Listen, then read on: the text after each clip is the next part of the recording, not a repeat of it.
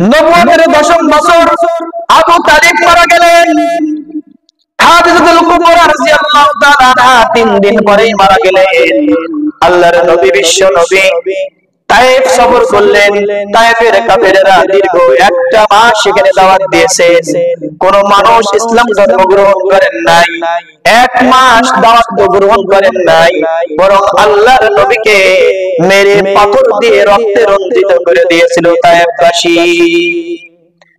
এদিকে আবু তালিব নাই, খাদিজা নাই, তবে তায়েফের কাফেররা আল্লাহ রাসূলকে ক্ষত বিক্ষত করে দিয়েছে।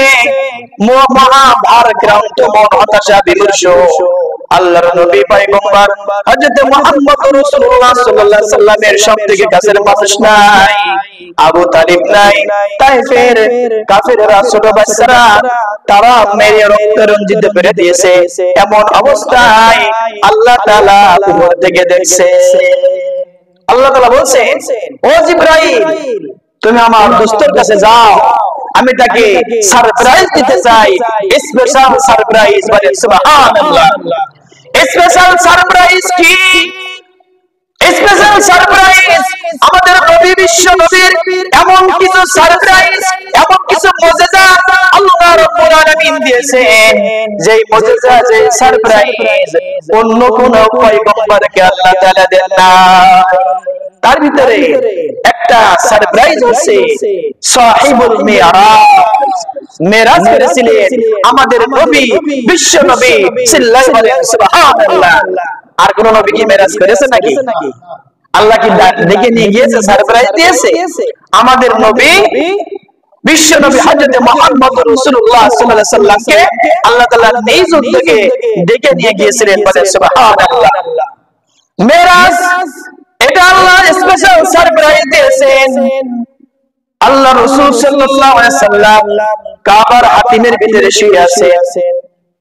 এই সময় জিবরাইল আলাইহিস সালাম আল্লাহ তাআলার কাছে, আল্লাহ রাসূল সাল্লাল্লাহু আলাইহি সাল্লামের কাছে বলছেন, ইয়া রাসূলুল্লাহ, ইয়া হাবিবাল্লাহ, আল্লাহ তাআলা আপনার সাথে সাক্ষাৎ করতে চাই, দেখা করতে চাই, আপনি উঠুন। জিবরাইল আলাইহিস সালাম আল্লাহ রাসূল যখন জিবরাইল আলাইহিস সালামের কথা শুনলেন, উঠে বসলেন।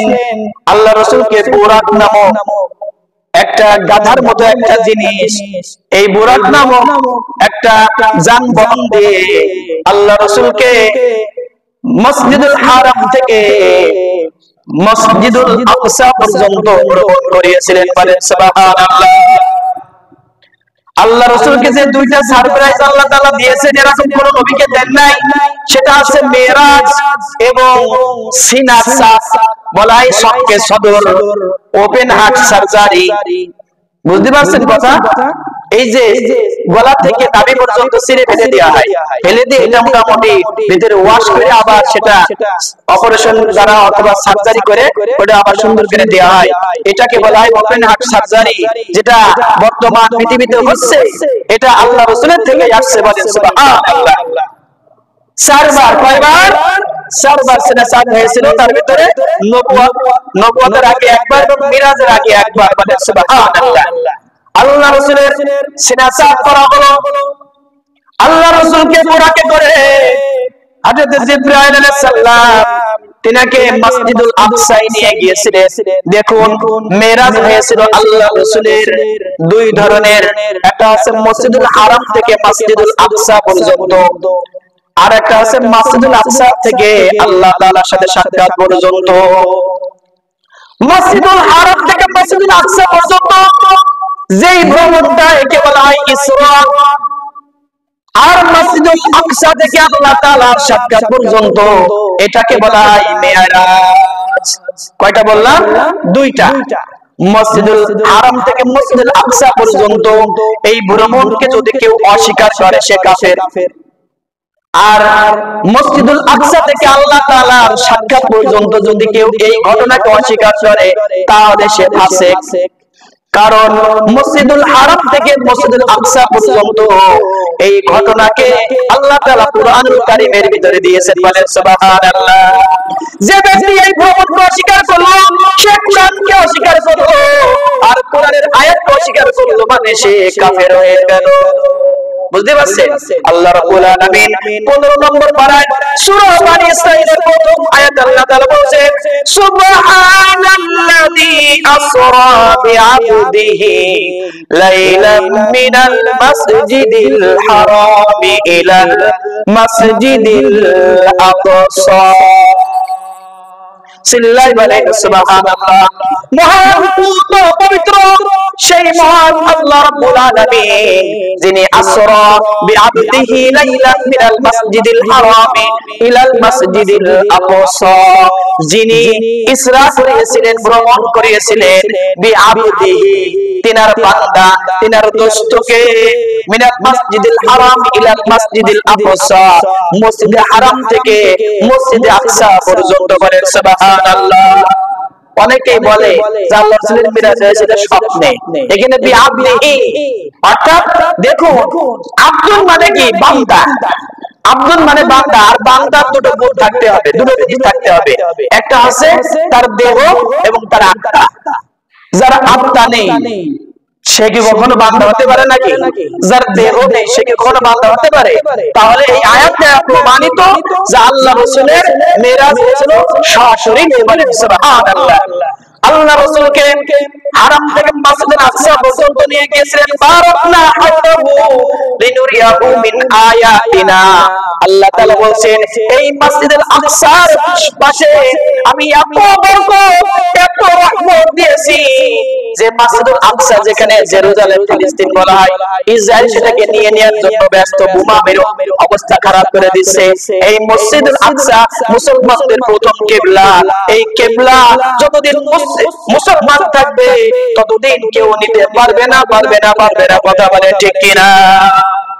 এই মসজিদুল আকসার পাশে এত রহমত বরকত আল্লাহ তাআলা দিয়েছেন, বিভিন্ন ফল ফসলের গাছ দিয়েছেন, পাশে আপেলের গাছ, জলপাইয়ের গাছ, বিভিন্ন খেজুরের গাছ, বিভিন্ন ফল ফসলের রহমত বরকত দিয়েছেন। যে এই রহমত বরকতের কথা আল্লাহ তাআলা কুরআনুল কারীমের ভিতরে বলে দিয়েছেন বারাকনা হাওলাহু লিনুরিয়াহু মিন আয়াতিনা, এবং আমি তাদেরকে সচকি আমার নিদর্শনগুলো দিয়েছি। ইন্নাহু হুয়াস সামিউল বাসীর। আল্লাহ তাআলা এই যে ইন্নাহু হুয়াস সামিউল বাসীর, নিশ্চয় তিনি সবকিছু শুনেন এবং সবকিছু দেখেন। বলেন সুবহানাল্লাহ। তাহলে মিরাজ সশরীরে হয়েছিল। আল্লাহ তাআলা এটা কুরআনুল কারীমের ভিতরে বলে দিয়েছে। এটা কি অস্বীকার করার কোনো লাইন আছে নাকি?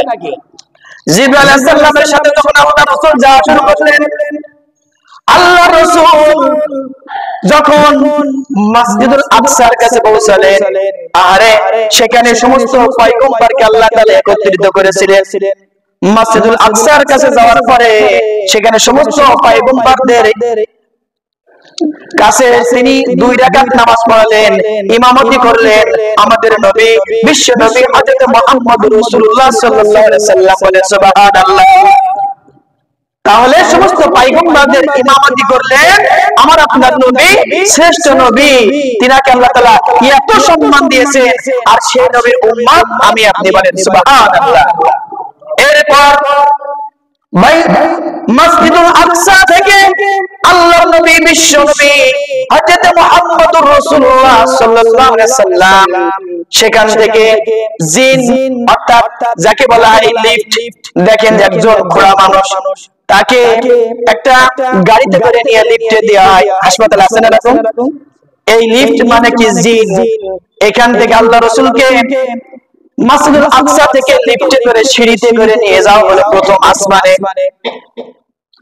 প্রিয় আল্লাহর বান্দারা, প্রথম আসমানে যখন তাকে নিয়ে যাওয়া হলো, এই প্রথম আসমানে যখন যাওয়া হলো, জিবরাইল বললেন হে প্রথম আসমানের ফেরেশতাগণ দরজা খুলুন।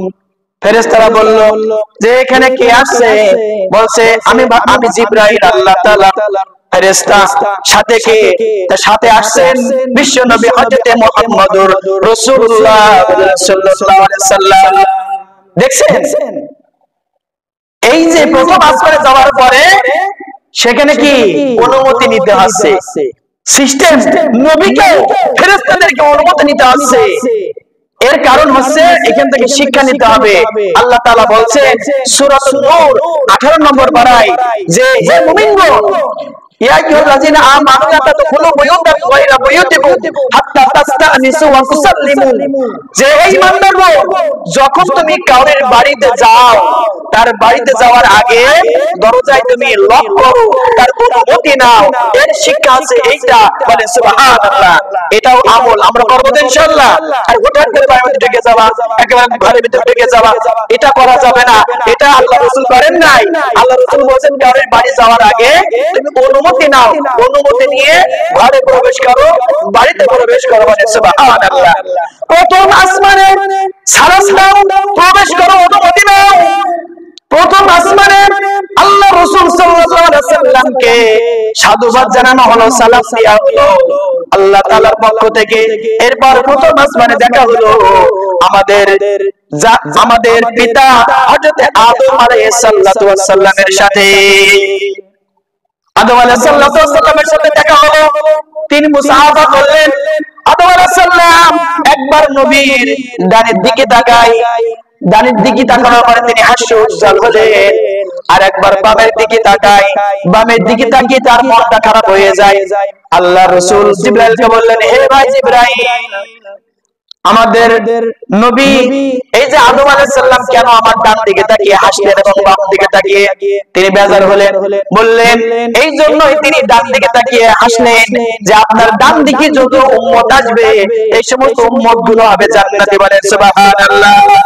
আর বাম পাশে যে সমস্ত উম্মত গুলো আসবে এই সমস্ত উম্মত গুলো হবে জাহান্নামী, বলেন নাউজুবিল্লাহ। এরপর তিনি জিবরাইল আলাইহিস সালামের সাথে তিনি দ্বিতীয় আসমানে গেলেন। ঠিক ওই একই নিয়ম জিবরাইল আলাইহিস সালামকে বলল, আপনি কে? কে আপনার সাথে আসছে? দ্বিতীয় আসমানে আল্লাহর রাসূলের সাথে দেখা হলো, হযরত ঈসা আলাইহিস সালাতু ওয়াস সালামের সাথে, বলেন সুবহানাল্লাহ। তৃতীয় আসমানেও ঠিক একই রকম আল্লাহর রাসূলের অনুমতি নেওয়ার পরে তৃতীয় আসমানে আল্লাহর রাসূলের সাথে দেখা হলো হযরত ইউসুফ আলাইহিস সালাতু ওয়াস সালামের সাথে, বলেন সুবহানাল্লাহ। ইউসুফ আলাইহিস সালাম জুলেখার ঘটনা জানেন তো কিছু? ইউসুফ আলাইহিস সালামের কত বড় ঈমান ছিল যে আমার যাই পিছন থেকে যাক আমি সামনে দৌড়বো।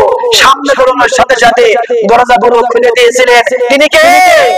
আল্লাহ তাআলা। সেই আল্লাহ এখনো আছে কিনা? আমাদের বিপদে আপদে সমস্ত জায়গায় যিনি থাকবেন তিনি আল্লাহ। চিল্লায় বলেন সুবহানাল্লাহ। তৃতীয় আসমান ইউসুফ আলাইহিস সালাম।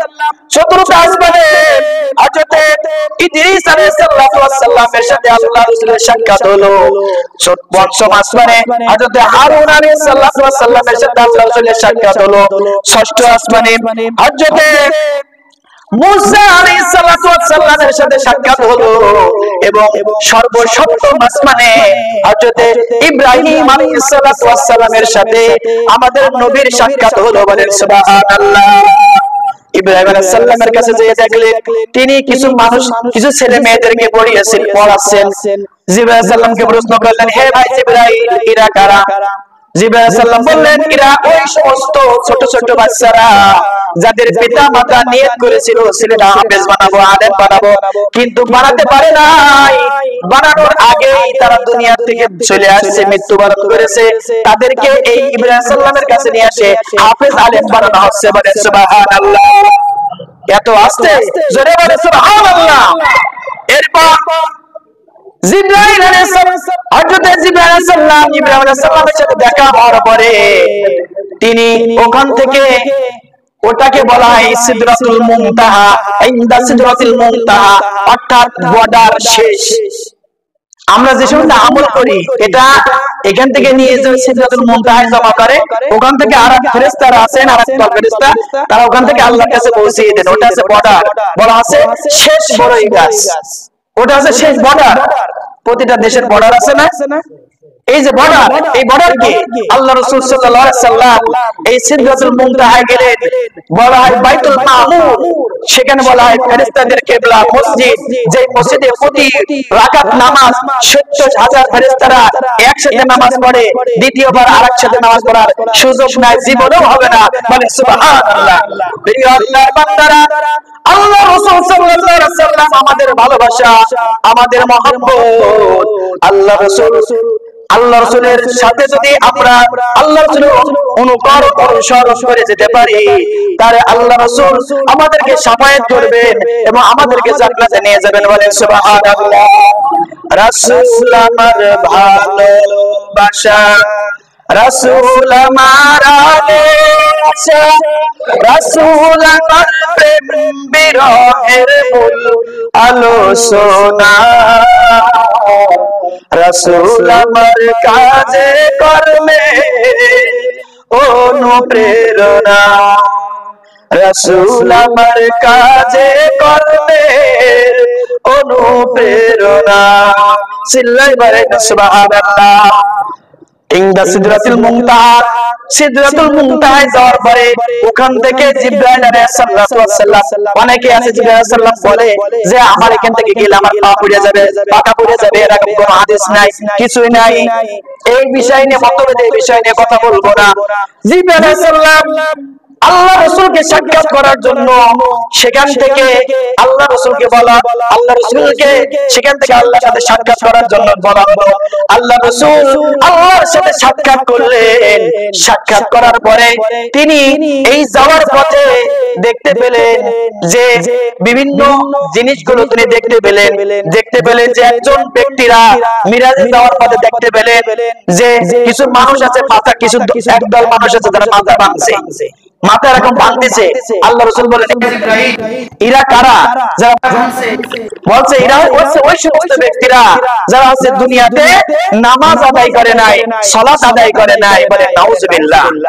তিনি যাওয়ার পরে সামনে যাওয়ার পরে দেখলেন একদল নারীকে আগুনের গর্তের ভিতরে ফেলা আছে উলঙ্গ। জিবরাইলকে বলা হলো এরা কারা? বলা আছে এরা ওই সমস্ত নারীরা যারা তাদের স্বামী থাকা সত্ত্বেও অন্য কারোর সাথে অপকর্ম করে, জিনা করে, পরনিন্দা করে। এবং বলা হলো, এবং আরো দেখতেছে যে একদল নারী কাঁচা গোশত খাচ্ছে। বলছে এরা কারা? বলা আছে এরা ওই সমস্ত নারীরা যারা দুনিয়াতে পরকীয়ায় লিপ্ত ছিল, স্বামী বিদেশ, এই ভাষা আউট হয়ে গেছে। এই সমস্ত বিভিন্ন রকম পরকীয়া যে আছে, এই পরকীয়া যারা লিপ্ত আছে, এই সমস্ত মেয়েদেরকে কি করা আছে? আগুনের গর্তের ভিতরে দেওয়া আছে এবং বলা আছে যে তাদেরকে টেনে হিচড়ে তাদেরকে এরকম টানা আছে, কিয়ামত পর্যন্ত টানা হবে। বলে নাউজুবিল্লাহ। আর একটু সামনে এসে দেখলেন একদল মহিলার তাদের সবথেকে সুন্দর যে জায়গা, এখানে বর্ষির মতো ঝুলাই দেওয়া হয়েছে, তারা ঝুলন্ত অবস্থায় আছে। বলছে ভাই জিবরাইল এরা কারা?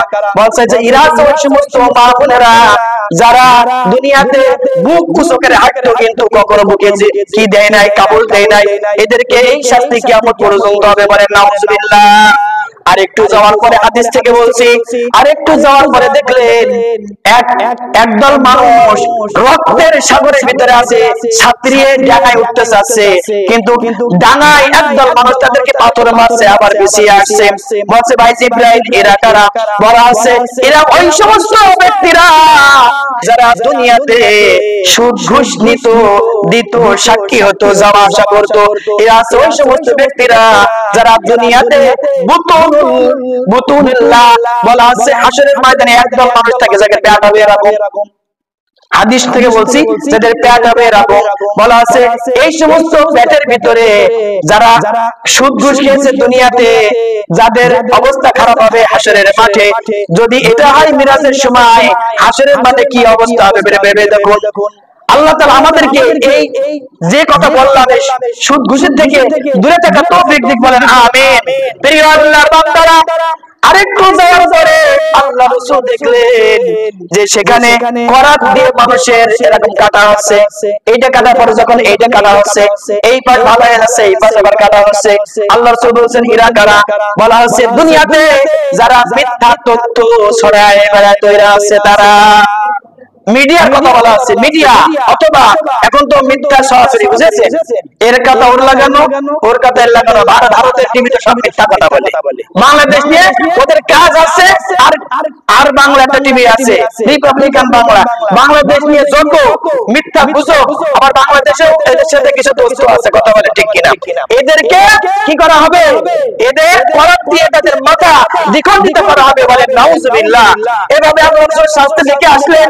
প্রিয় আল্লাহর বান্দারা, আল্লাহ রাসূল যখন ফিরে আসলেন, ফিরে আসার পরে মুসা আলাইহিস সালামের কাছে দেখা হলো, বলেন আপনি তো আল্লাহর কাছে গেছিলেন, কি নিয়ে আসলেন? বলছে আল্লাহ তাআলা আমাকে সারপ্রাইজ দিয়েছেন, একটা উপহার দিয়েছেন, সেটা হচ্ছে 50 ওয়াক্ত নামাজ। আল্লাহ রাসূলকে মেরাজে একটা জিনিস দিয়েছিলেন, সেটা হচ্ছে 50 ওয়াক্ত নামাজ। বলেন সুবহানাল্লাহ। মুসা আলাইহিস সালাম বলছেন, ও আমার নবী, আমার দোস্ত, আপনার আমার উম্মতেরা তাই পারেনি, আপনি আবার আল্লাহর কাছে ফিরে যান, যে ঘুমায় নিয়ে আসেন। এভাবে ঘুমাতে ঘুমাতে 5 ওয়াক্ত নামাজ আমাদের উপরে খরচ করেছিলেন। তিনি কে?